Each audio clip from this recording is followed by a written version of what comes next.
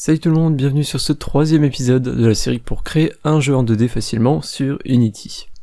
Aujourd'hui on va parler animation, on va ajouter nos deux premières animations, probablement les plus importantes. Ça va être celle de notre personnage, on va ajouter une animation d'attente, une animation qu'on appelle idle, qui est en fait une animation de respiration un petit peu. C'est une animation qui va se jouer sur notre personnage lorsqu'on ne le déplace pas. Donc il est en attente de mouvement, il est en attente de déplacement. Et la deuxième animation qu'on va ajouter, c'est simplement une animation de déplacement. Donc lorsqu'on va déplacer notre personnage vers la droite ou vers la gauche, eh bien on va en faire en sorte qu'il va jouer une animation de déplacement. Donc on aura l'impression qu'il court simplement dans notre monde. Et on ajoutera également d'autres petits éléments dans cette vidéo, on en reparlera après les animations. J'aimerais, juste avant qu'on commence, attirer votre attention sur quelque chose dont j'avais même pas fait attention en fait aux épisodes précédents. Vous voyez que si je regarde ici le personnage que j'ai dans la scène, et je vais ouvrir la tilesheet qu'on a importée, je vais essayer de vous mettre les deux visuels l'un à côté de l'autre, vous allez probablement remarquer que le visuel qu'on a ici, et le visuel qu'on a à gauche ici dans Unity, ne sont pas tout à fait les mêmes, en tout cas par défaut, donc à moins que vous ayez modifié quelques paramètres. Mais c'est vrai que le visage qu'on a pour notre personnage ici à gauche dans Unity, eh bien il a l'air pas tout à fait en forme. Comparé à celui qu'on a sur la droite ici, le visage est beaucoup plus joli, les couleurs sont beaucoup mieux respectées, j'avais même pas fait attention. Donc on va juste changer la qualité de l'image qu'on a ici. Pour ça vous pouvez choisir Characters, et tout en bas dans les paramètres ici, on va changer la compression en mettant High Quality. Et en faisant ça, et en cliquant sur Apply, vous voyez que le visuel de notre personnage va changer, et ça va être déjà beaucoup plus joli. Et voilà pour le petit truc que je voulais vous montrer avant qu'on commence. On va maintenant gérer notre système d'animation. Donc comment est-ce qu'on va faire ça? Dans une animation en 2D, on va en fait simplement jouer à la suite plusieurs images avec une légère différence. Donc si je prends par exemple 3 images, si je joue très rapidement ces images les unes après les autres, on aura l'impression que ce personnage se déplace. Alors les systèmes d'animation des jeux en 2D ont bien évolué, il y a des jeux en 2D qui utilisent vraiment des systèmes de rig, mais vu qu'on est sur un jeu en pixel art un petit peu old school, nous on va juste utiliser cette technique de diaporama entre guillemets, où on va jouer rapidement plusieurs images. Comment est-ce qu'on va fonctionner? Donc on va créer nos animations, et ces animations elles vont être groupées dans ce qu'on appelle un animator. C'est en fait un component qui va s'ajouter sur le joueur, et l'animator, comme son nom l'indique, il va en fait gérer toutes les animations. Ça va être le cœur, le cerveau de notre système d'animation. Et ensuite, via notre script, dans Player Movement ici, on va simplement se contenter d'envoyer la vitesse de déplacement de notre personnage, donc sa vitesse actuelle.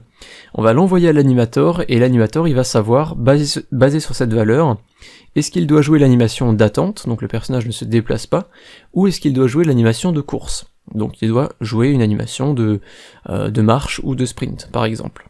Donc voilà pour le principe.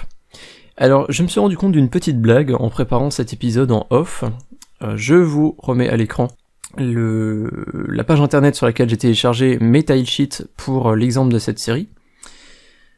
Je me suis rendu compte qu'on n'a pas d'animation idle. Le créateur des visuels a créé un certain nombre d'animations, donc walk, jump, hit/punch, on a run et climb. Mais on n'a pas de idle, pourtant c'est l'animation la plus basique qui existe, et on devrait donc en théorie en avoir une. Donc ce que j'ai fait, c'est qu'il y a certains sprites sur lesquels je me suis basé pour simuler en fait une animation d'idle, et le résultat n'est vraiment pas trop mauvais. Donc si vous utilisez la même tilesheet que moi, il va falloir vraiment suivre à la lettre si vous voulez créer une belle animation d'attente, et si vous avez utilisé une autre tilesheet, en théorie, vous devriez trouver des sprites d'idle, ou alors vous pouvez comme moi en simuler un, en vous basant sur d'autres animations. Donc moi pour l'exemple, je vais me baser sur l'animation de marche, mais vous verrez que l'illusion est totale, on n'a vraiment pas l'impression que c'est une animation de marche. Donc comment est-ce qu'on va faire ça?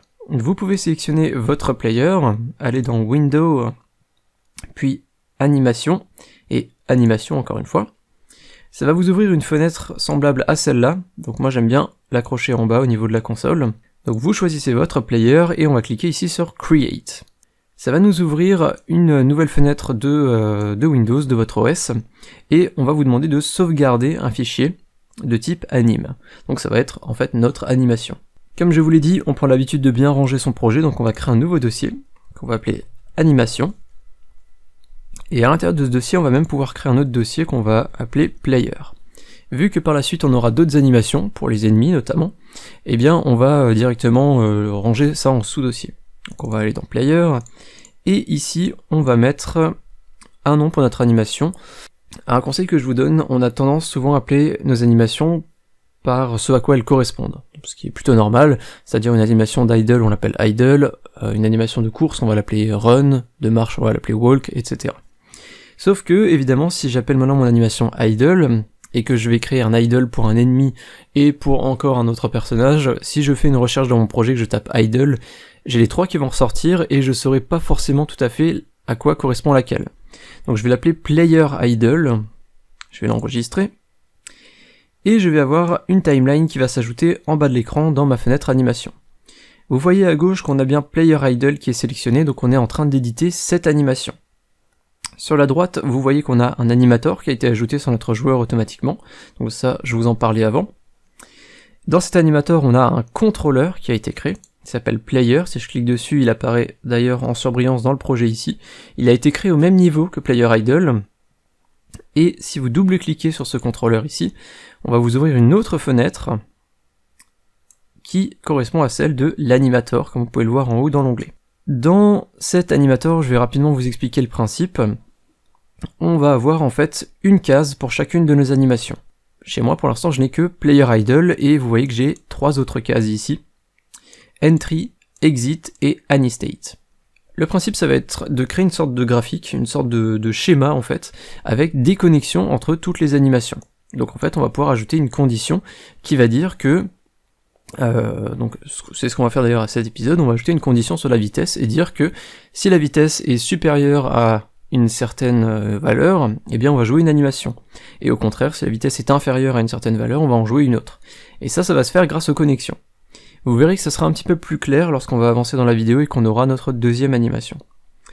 Juste pour le contexte, entry correspond à la valeur par défaut en fait de l'animator. Automatiquement, lors du démarrage, c'est une sorte de fonction start en fait.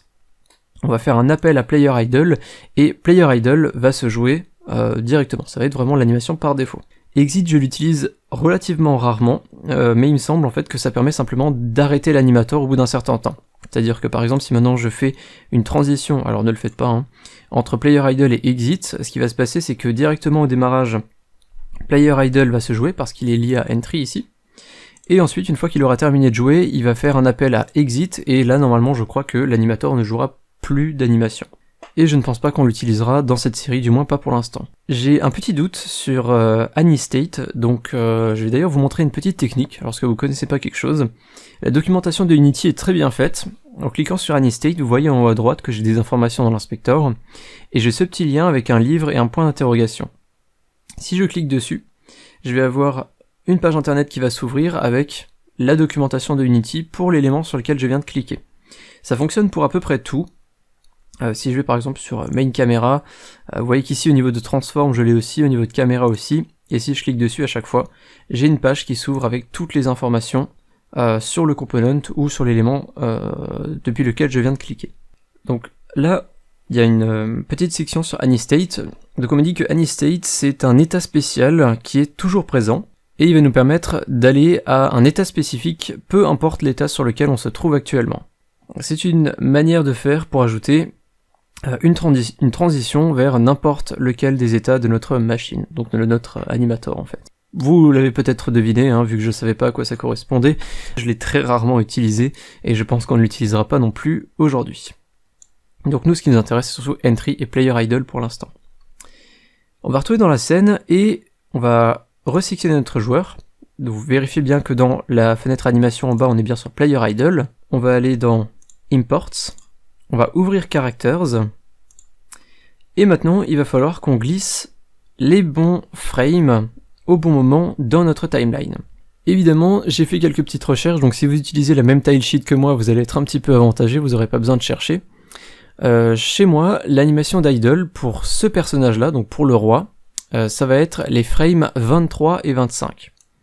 Donc 23 ici et 25. Vous avez la preview à droite, je vais essayer de cliquer sur l'un et l'autre assez rapidement pour vous donner l'impression qu'on aura pour la respiration du personnage. Donc vous voyez qu'en fait il fait du surplace et il tourne un petit peu la tête sur lui-même. Donc je vais commencer par glisser le premier frame, donc le 23. Je vais le mettre au niveau du 0 ici. Je vais ensuite prendre l'animation suivante, 25, et je vais le glisser un petit peu plus loin. Et je vais réitérer la première étape, je vais reprendre 23 et le remettre un petit peu plus loin. Le but étant qu'on soit à équidistance entre les différents frames qu'on a ajoutés, qu'entre le premier et le deuxième et le troisième. D'ailleurs c'est pas le cas, donc je peux juste faire une sélection, je reste appuyé sur le clic gauche, je choisis et je peux déplacer mon frame. Donc, je vais le mettre à peu près à 0,20. Si maintenant j'appuie ici sur play, on va voir que notre personnage va jouer les frames les uns après les autres, donc ceux que j'ai renseignés. On peut aller dans l'onglet game si on veut avoir un aspect un petit peu plus réel de ce qu'on aura en jeu. C'est plutôt pas mal, donc on a vraiment l'impression que le personnage est en animation d'attente, mais c'est peut-être un petit peu trop rapide. Là ça va dépendre de votre jeu, si vous êtes dans un jeu qui est assez nerveux, où ça va se jouer assez vite, il y a pas mal d'actions, vous allez vouloir avoir des animations qui vont se jouer vite. Si vous êtes plus dans un jeu RPG, exploration, alors forcément vous aurez peut-être des moments qui seront un petit peu plus nerveux que d'autres, mais dans l'ensemble, lorsque votre personnage est dans l'attente, on n'a pas forcément envie qu'il se déplace, qu'il soit très nerveux, qu'il bouge sur lui-même. Ce qui est un petit peu l'impression que j'ai ici. Donc ce que je vais faire, c'est que je vais augmenter le délai entre les changements de frame. Donc au lieu d'être à 0 pour le premier et 0,10 pour le deuxième, je vais passer à 0,15 ici. Et comme je l'ai dit avant, on veut être toujours à équidistance, donc ici je vais mettre à 0,30. Et si j'appuie sur play, on devrait voir l'animation qui se joue, toujours la même, mais un petit peu plus lentement. Et je pense que pour le jeu que je vais réaliser avec vous, cette vitesse sera plutôt pas mal. C'est pas trop nerveux, mais c'est pas trop lent non plus, parce qu'on n'a pas envie de s'endormir pendant que le personnage est en attente. Donc voilà pour Player Idle. On a réalisé notre première animation. Donc je peux arrêter la preview. Je vais maintenant créer une deuxième animation, directement dans la foulée, on va créer directement les deux animations nécessaires. Ici on va cliquer sur Player Idle, on va faire Create New Clip, on va avoir le même process qu'avant, je vais appeler Player Run, enregistrer, et on va faire l'animation de course de notre personnage. Encore une fois, si vous utilisez la même tilesheet que moi pour le personnage, vous avez de la chance. Les frames qu'on va utiliser, ce sont les frames 37 à 40. Donc je vais ajouter le 37, je vais ajouter le 38 à environ 0,10, 39 à 0,20 et 40 à 0,30. Et il y a une chose qui est importante à savoir, c'est que lorsque l'animation va finir de se jouer, c'est-à-dire lorsqu'elle va arriver à la fin, elle va boucler, c'est-à-dire elle va direct recommencer ici. Donc en fait ce qui se passe, c'est que entre le dernier frame ici et le tout premier frame, ils vont se jouer en fait quasiment en même temps. Du coup on aura vraiment l'impression que le dernier frame il va être un petit peu mangé par le premier, il va être un petit peu oublié. Donc ce qu'il faut faire, c'est que votre premier frame doit toujours être également votre dernier. Il faut que le premier et le dernier soient les mêmes frames. Donc là je vais simplement reprendre le premier, chez moi c'était le 37, et je vais le mettre toujours à équidistance, donc là j'ai mis 0,10 entre chacune de mes animations. Ce qui fait que si j'appuie sur play maintenant, vous pouvez voir qu'on a l'impression que notre personnage court.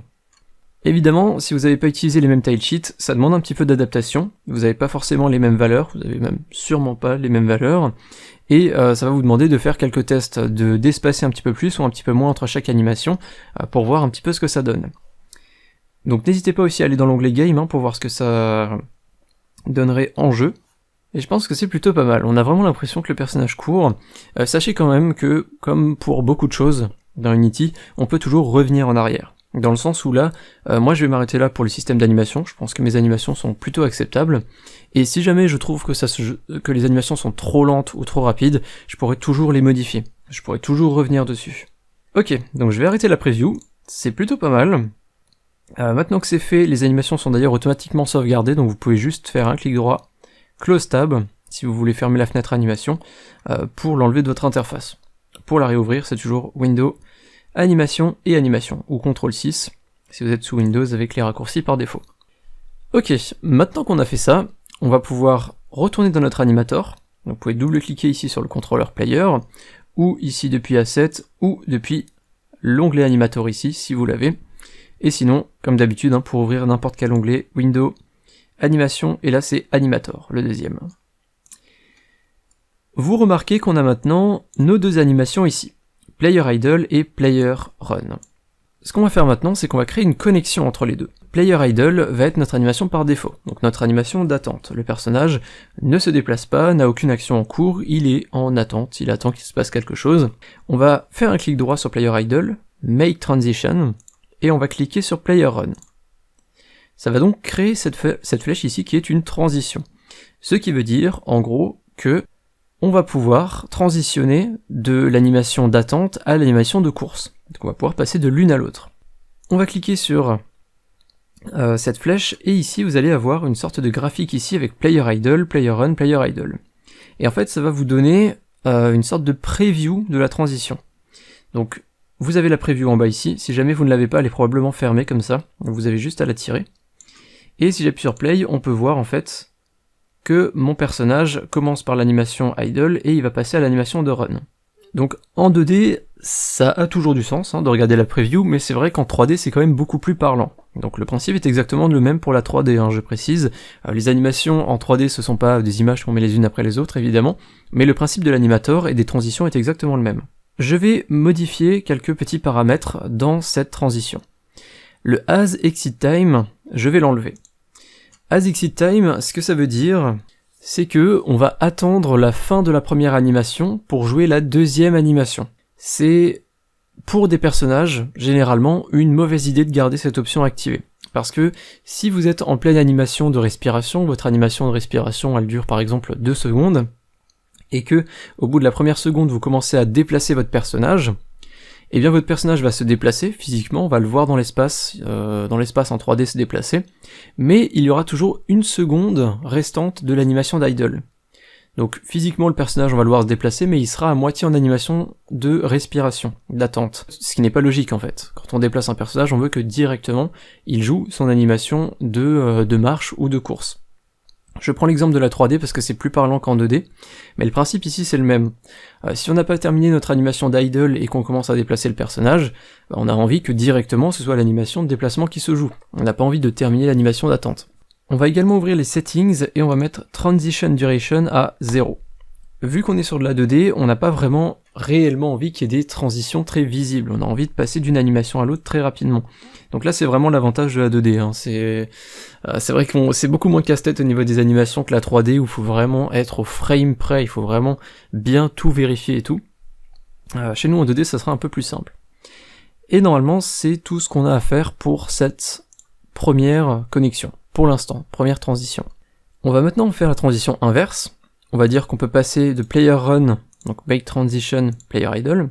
On va pouvoir passer de l'animation de course à l'animation d'attente, de respiration. Et là, les paramètres vont être les mêmes. Donc vous pouvez cliquer sur cette transition, on va enlever le As Exit Time, et dans Settings, on va mettre 0 en durée de transition. Et maintenant que les connexions sont faites, il faut qu'on ajoute les conditions sur ces transitions. Donc sous quelles conditions est-ce qu'on va passer d'une animation à l'autre? Donc le but, ça va être maintenant de créer un paramètre. Dans Animator, vous pouvez aller dans Paramètres, ici si c'est pas déjà le cas, vous avez Layers et Parameters. Vous allez faire plus, on va créer une float, et cette float, on va l'appeler Speed. C'est la fameuse vitesse de notre personnage.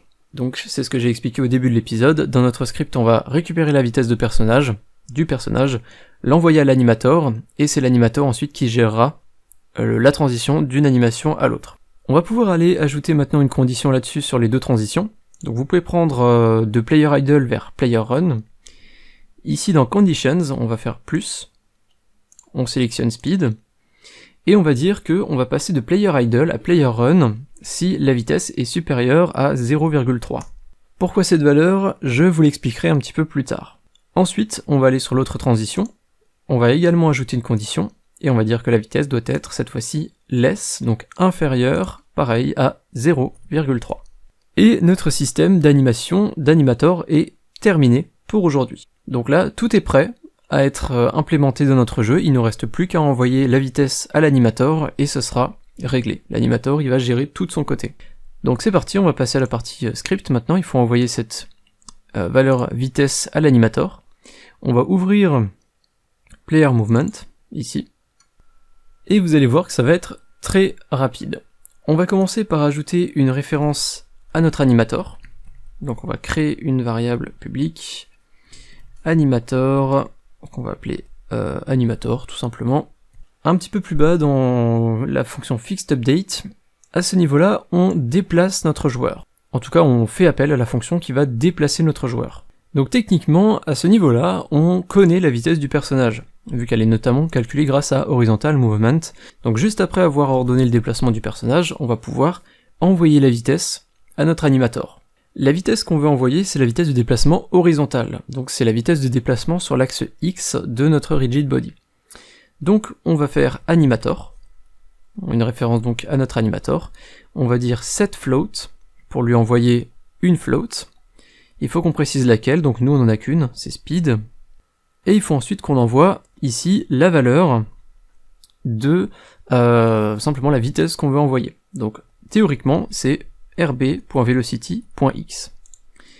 Sauf qu'on va heurter un petit problème si on fait ça. Quand on se déplace sur la gauche, la vitesse va être négative. Donc la vitesse elle sera par exemple sous forme de -1, alors que si on va sur la droite, elle sera sous la forme 1. Ce qui n'est pas tout à fait logique. Quand vous vous déplacez en arrière, par exemple, en reculant, eh bien, vous allez quand même aller à une vitesse positive. Vous n'allez pas aller à une vitesse négative, ce n'est pas possible, en fait. Du coup, là, on se heurte un petit peu à la structure selon laquelle ont été créés les rigid body. Mais on va pouvoir pallier à ce problème assez facilement. On va créer une variable temporaire float, qu'on va appeler characterVelocity, et ça va être égal à matf.abs pour absolu, et on va envoyer rb.velocity.x, donc la vitesse sur l'axe X du personnage. Et c'est ensuite characterVelocity qu'on va envoyer à l'animator. Donc qu'est-ce qu'elle fait, cette fonction de math? Eh bien elle va toujours renvoyer une valeur positive. Si notre vitesse c'est 1, elle va renvoyer 1. Si notre vitesse c'est -1, elle va renvoyer 1 également. Donc le but c'est toujours d'avoir une valeur positive, ce qui fait que la vitesse qu'on va renseigner à l'animator ici sera toujours positive. Donc voilà, c'est la première fonction mathématique qu'on utilise dans cette série. On en utilisera peut-être d'autres, n'ayez pas peur, la plupart sont pas très compliquées. On peut sauvegarder ça, et je pense que, si je retourne sur Unity, ça devrait déjà fonctionner. Donc si j'appuie sur Play, on devrait avoir notre personnage qui joue son animation de respiration. Alors non. Alors oui, l'animation se joue, mais il y a une petite erreur, c'est que j'ai oublié d'assigner la variable, grand classique, donc on sélectionne Player. Ici vous avez Animator dans Player Movement, donc la nouvelle variable qu'on vient d'ajouter, et qui ne s'est pas renseignée toute seule évidemment, donc il faut glisser Animator à l'intérieur. A savoir que si vous avez déjà un petit peu travaillé sur Unity avant cette série, vous avez peut-être souvent remarqué qu'on utilise une fonction start dans laquelle on attribue directement les différents components. Donc on va chercher rigid body, on va chercher animator, etc. Toutes les informations qu'on veut récupérer. Évidemment, on peut faire ça. Donc mon personnage joue bien son animation d'idle, et si je déplace mon personnage, vous pouvez voir que son animation de déplacement se joue également. Et lorsque j'arrête de me déplacer, on passe directement à l'animation de respiration, à l'animation idle. Et le résultat est plutôt sympa. Vous vous rendez compte évidemment qu'on a un petit problème. Quand on va sur la droite, tout va bien, mais quand on va sur la gauche, on a le personnage qui recule.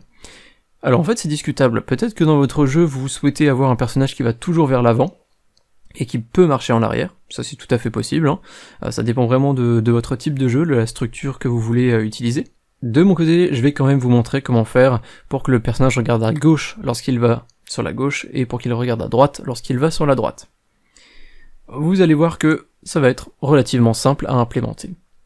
En fait, on va se baser sur le sprite renderer ici, de notre personnage, on a un élément qui s'appelle flip, et si j'appuie sur X, on va faire un flip sur l'axe X. Donc le personnage va se retourner. Et on a le même principe sur l'axe Y.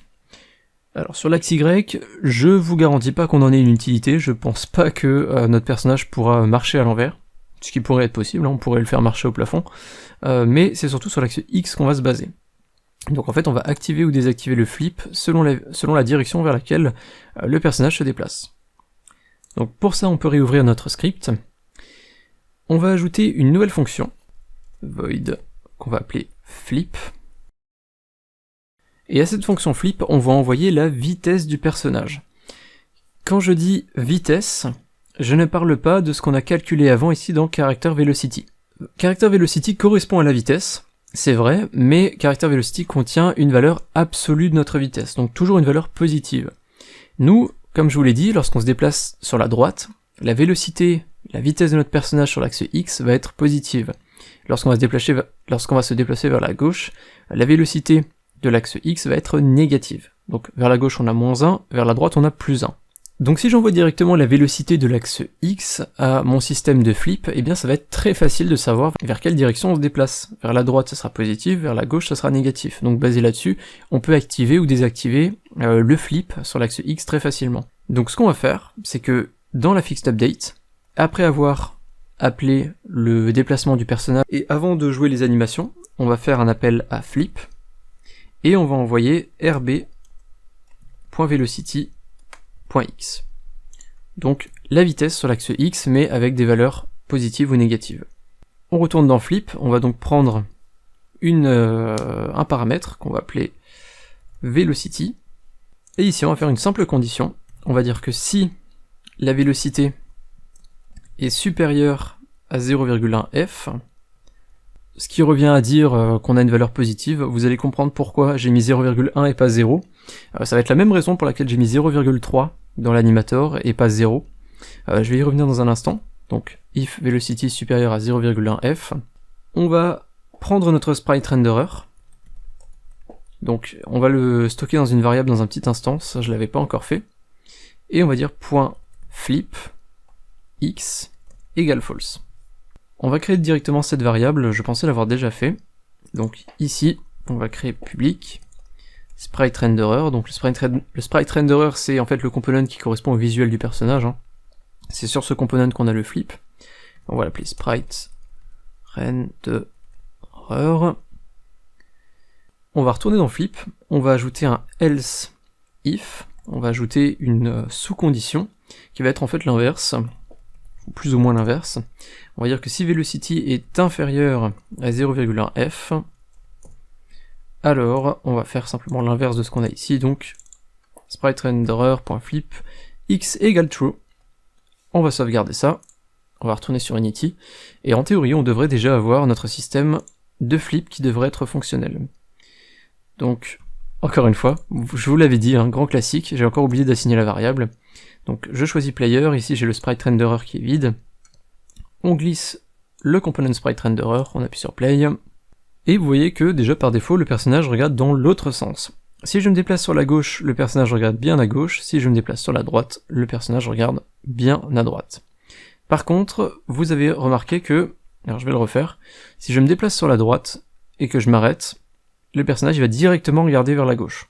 Ça, c'est parce que j'ai fait une erreur, évidemment, c'est parce que j'ai mis inférieur à 0,1 f, mais c'est inférieur à moins 0,1 f. Parce que je vous rappelle que la vélocité, elle est comprise entre -1 et 1, dans notre cas ici. Voilà, petite erreur de frappe, je retourne sur Unity, j'appuie sur play, et on ne devrait pas avoir un flip par défaut, donc vous voyez que le personnage regarde bien à droite par défaut. Si je vais à droite, il regarde à droite, si je vais à gauche, il regarde à gauche. Et on a donc maintenant un personnage qui peut se déplacer dans l'espace, qui peut regarder dans la direction vers laquelle il se déplace, et qui joue différentes animations selon son déplacement. Et on a donc atteint l'objectif de cette vidéo, on a ajouté des animations pour notre personnage. Du coup, pour vous expliquer maintenant pourquoi est-ce que j'ai mis 0,3 dans les transitions, alors si je prends les deux, je suis pas sûr qu'il va accepter, je crois pas.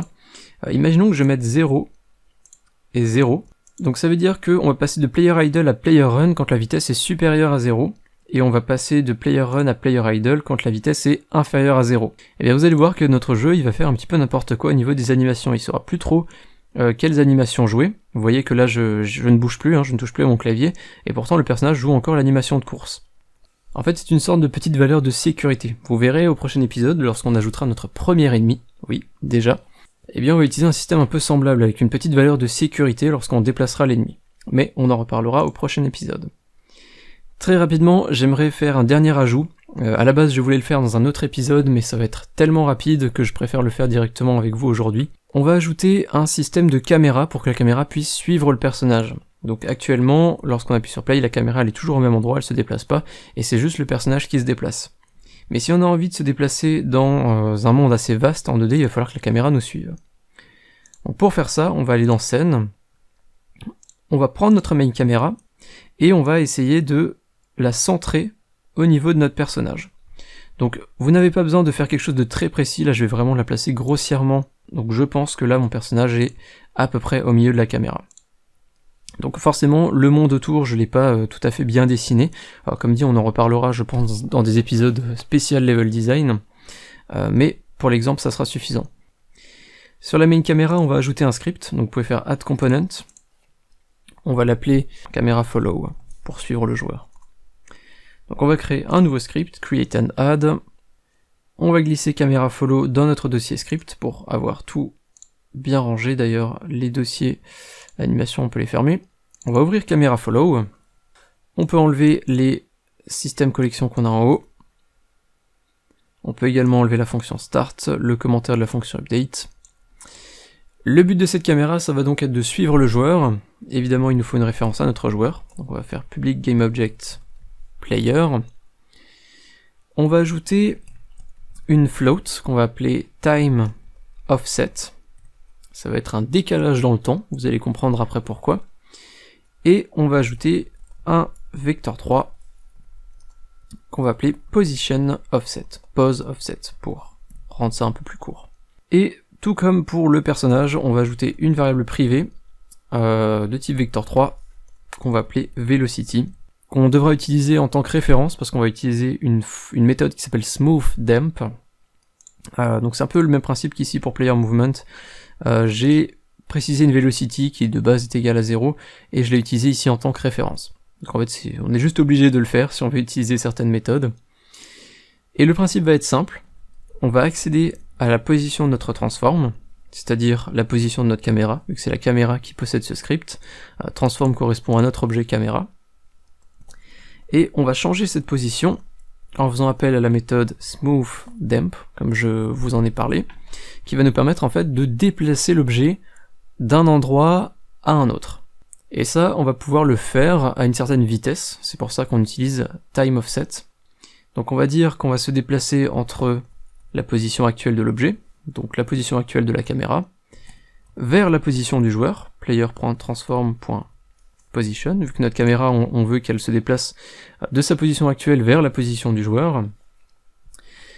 On va ajouter à la position du joueur pose offset, donc on va pouvoir ajouter un décalage de position, vous allez comprendre cette notion un petit peu plus tard, quand on fera nos tests. On va ajouter la référence à la vélocité, pas le choix, et on va ajouter time offset à la fin. Et c'est tout pour ce script de caméra. Oui, c'est tout. Je vous avais dit que ça serait très court. On va retourner dans Unity, on va aller sur main camera, et il va falloir qu'on précise quelques éléments ici dans camera follow. On va glisser player, dans player, et pour l'instant je vais renseigner aucun des éléments que vous avez ici dans time offset et pose offset. Comme vous pouvez le voir, on a un petit souci au niveau de la caméra, il ne se passe absolument rien. Donc pourquoi? Eh bien c'est simplement dû à la position offset. Il va falloir qu'on mette -10 ici, pour donner en fait du recul à notre caméra par rapport à la scène. En fait vous voyez que par défaut dans position on a ici -10, mais vu que la position de la caméra elle est gérée maintenant par le script, eh bien automatiquement il avait appliqué 0. Donc il faut absolument qu'on ait -10 ici en position Z. On va appuyer sur play, et donc là ça devrait marcher. Si je me déplace, vous voyez que la caméra suit parfaitement le joueur. Si mon personnage saute, la caméra va monter, et la gravité du personnage est également gérée. Donc la caméra va toujours suivre le personnage. Donc vous vous dites peut-être, on a un système fonctionnel, quel est l'intérêt d'avoir time offset et pose offset pour le coup? Eh bien time offset doit nous permettre en fait d'ajouter un décalage dans le temps, entre le moment où le joueur va se déplacer, et entre le moment où la caméra va suivre. Dans le sens où là, je me déplace, et immédiatement la caméra suit. Vous voyez qu'il n'y a aucun décalage. Si j'ajoute 1 dans time offset, vous allez voir qu'il y aura 1 seconde de décalage. Je déplace mon personnage, et la caméra va être beaucoup plus lente à suivre. C'est un effet qu'on aime ou qu'on n'aime pas, évidemment, la valeur que j'ai utilisée, 1, est une valeur très élevée, on va plutôt utiliser une valeur plus faible. On utilise généralement un décalage dans le temps, un time offset sur la caméra, pour éviter que le joueur se sente un petit peu trop enfermé. En fait, lorsqu'on utilise un time offset à 0, on a vraiment l'impression que le jeu est entre guillemets fermé. On a vraiment notre personnage, on se focalise sur ce personnage, et la caméra le suit partout où il va tout le temps sans lui laisser de répit. Alors que le fait d'ajouter un léger time offset, comme 0,2, eh bien ça va être quelque chose de quasiment imperceptible à l'œil, et pourtant ça va donner un petit peu plus de légèreté au personnage et à ses mouvements. Donc c'est un effet visuel qui est très très sympa dans les jeux en 2D. Pendant mes tests, je me suis aperçu que 0,2 c'était vraiment la valeur idéale, je trouve. Libre à vous d'augmenter ou de diminuer ça, hein, n'hésitez pas à tester. Et le Position Offset va nous permettre d'ajouter un décalage. La caméra par défaut elle est vraiment centrée sur le joueur. Mais ça donne aussi l'impression que dans le jeu il n'y a que le personnage, et que le décor qu'on a autour est pas forcément intéressant. On va également perdre pas mal de visuels, dans le sens où là vous voyez que mon personnage il est sur une plateforme, et on voit énormément de choses en dessous de lui. Ce qui peut être intéressant à certains moments, mais là je veux dire il n'y a aucun intérêt à voir le bas de cette petite montagne, de cette petite butte ici. Il n'y a pas non plus d'intérêt à voir le fond marin totalement. Donc en fait on va pouvoir ajouter un décalage de la caméra. Si j'augmente le X par exemple, je vais essayer de le faire doucement, et bien vous allez voir que on va avoir la caméra qui va regarder un petit peu plus à droite.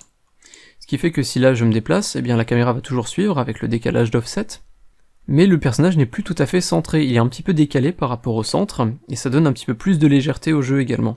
Et on peut faire pareil sur l'axe Y, on peut remonter un petit peu la caméra, pour qu'on ait toujours le personnage proche du centre de l'écran, mais pas tout à fait au centre non plus. Et ça donne quand même une impression de légèreté par rapport à ce qu'on avait avant, la caméra qui suit absolument le joueur partout où il va, son moindre mouvement, sans décalage, et toujours le joueur au milieu. Donc voilà, un petit conseil surtout, jouez avec les offsets, ce sont des valeurs qui permettent de donner plus de légèreté à votre jeu. Et puis on a fait le tour de cette vidéo. Aujourd'hui on a quand même beaucoup avancé, on a ajouté nos animations, notre système de flip, notre caméra. J'attire votre attention sur deux petits éléments dont on reparlera un petit peu plus tard. Vous avez peut-être remarqué que lorsque le personnage se déplace, on dirait qu'il tremble un petit peu par rapport au sol lorsqu'il se déplace. Donc ça, c'est plus ou moins normal. Et on a également le système de saut, peut-être que vous l'avez remarqué, qui par moment pose un petit peu problème, on appuie sur la barre espace et le personnage ne saute pas totalement.